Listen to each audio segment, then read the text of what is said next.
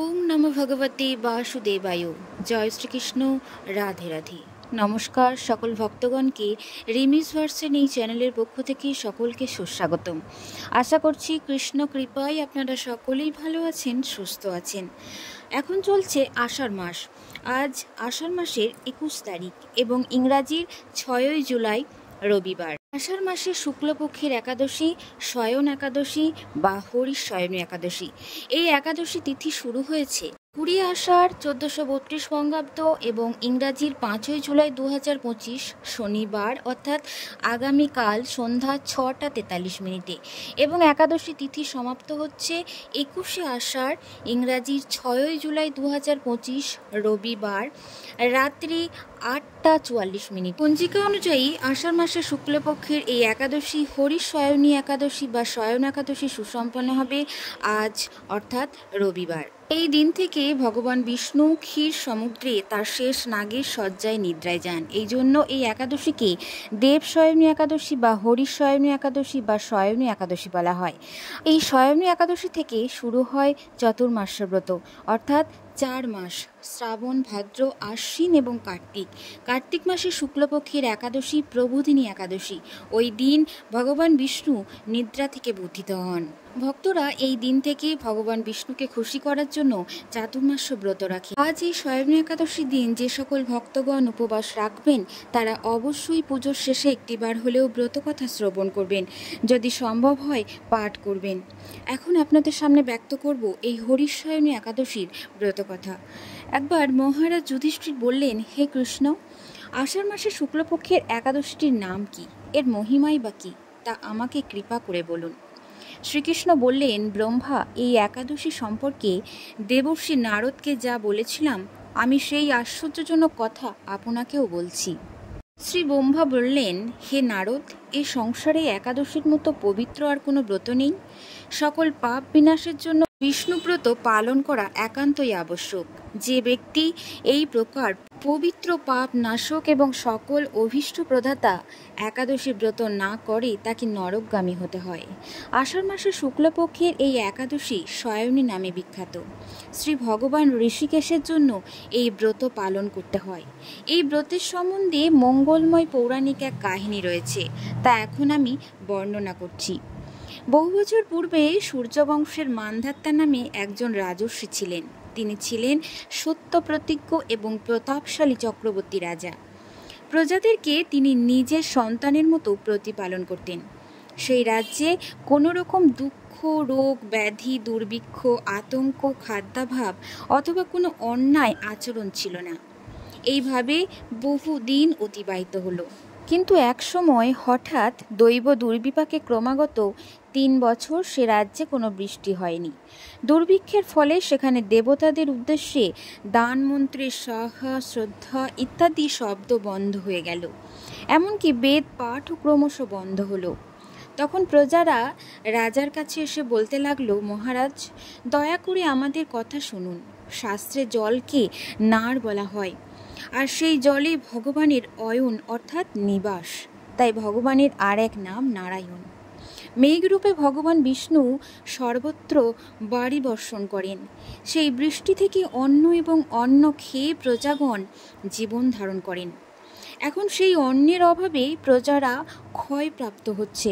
অতএব হে মহারাজ, আপনি এখন কোনো উপায় অবলম্বন করুন যাতে আপনার রাজ্যের শান্তি এবং কল্যাণ সাধন হয়।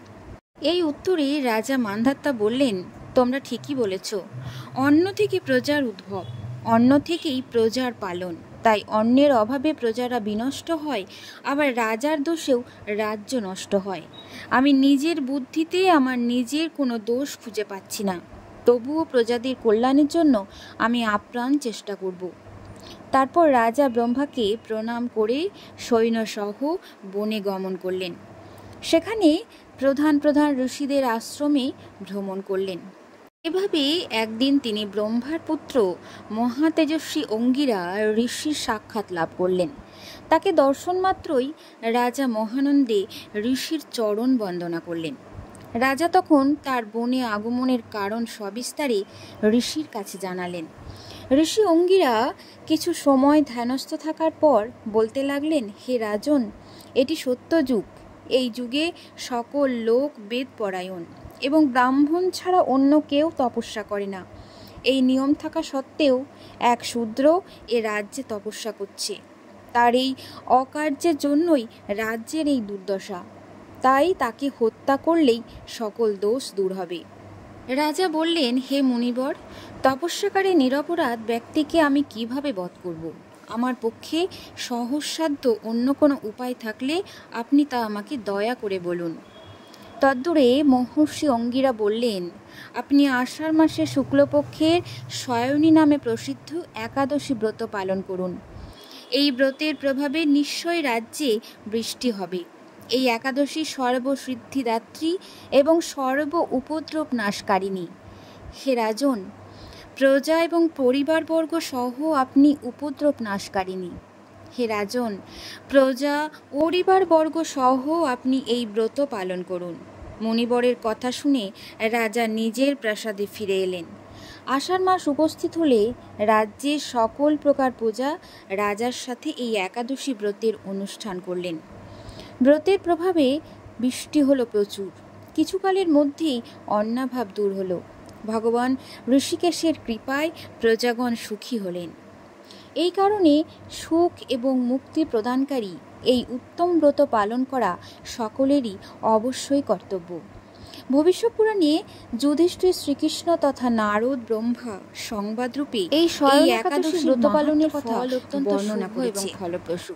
এই ব্রত ভগবান বিষ্ণুর কাছে অত্যন্ত প্রিয় এবং এটি পালন করলে সকল প্রকার পাপ থেকে মুক্তি পাওয়া যায়, ভগবান বিষ্ণুর আশীর্বাদ লাভ করা যায়। এছাড়াও এই ব্রত পালন করলে মন এবং শরীরের উপর নিয়ন্ত্রণ রাখতে সহায়তা করে এবং আধ্যাত্মিক উন্নতির পথ খুলে যায়।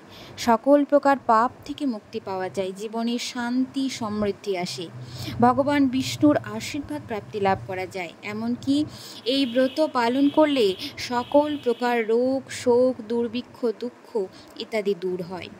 এমনকি এই ব্রত পালন করলে উপবাস এবং ভক্তি সহকারে যে ভক্তগণ এই ব্রত পালন করে তার মন শান্ত থাকে এবং মানসিক শান্তি লাভ হয়।